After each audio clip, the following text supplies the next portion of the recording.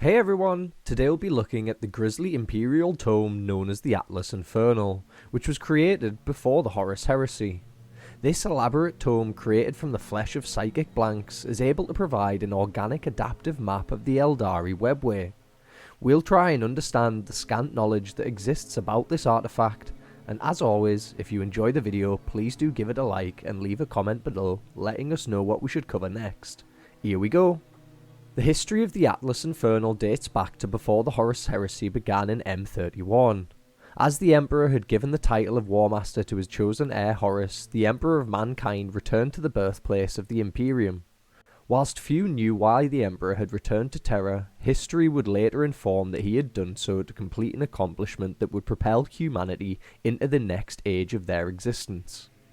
Deep underneath the palace, an entire host of Mechanicum Tech Priest specialists worked tirelessly on what we now know as the WEBWAY project. The Emperor sought to unite all the worlds within the Imperium without the need for warp travel, and this would be achieved through such use as the WEBWAY tunnels.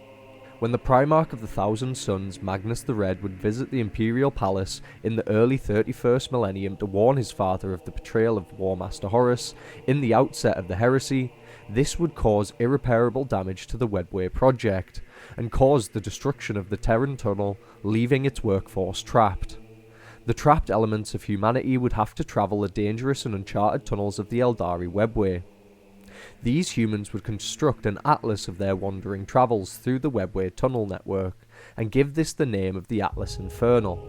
The covers, clasps and interior frames were created from donated battleplate from the Custodian warriors, with the pages being created from at least one or more of the Sisters of Silence, sacrificing themselves to ensure that the necessary flesh was provided to complete the Atlas pages. It was then that the Magi Ethericus, that now with the now lost process, bestowed the flesh pages with the ability to adapt and transform to show the changing faces of the webway. This would be achieved by varying the blood flow through the arteries, veins and capillaries within the flesh, and a specially crafted pump mechanism.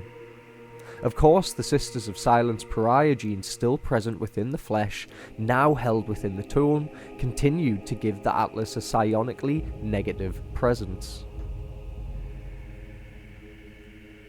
The Atlas Infernal was a bulky but lightweight tome, with its covers engraved with ornate illustrations honouring the Terran unification wars. The spine of the book harbours the intricate pump mechanism that keeps the flesh held within alive, via a constant stream of oxygen. This would then allow the flesh to reconfigure to show the reader the routes to the locations within the webway. Further to this, the skin of the Atlas itself can change depending on the conditions of the webway, with helpful writings appear as blotched scars on the skin.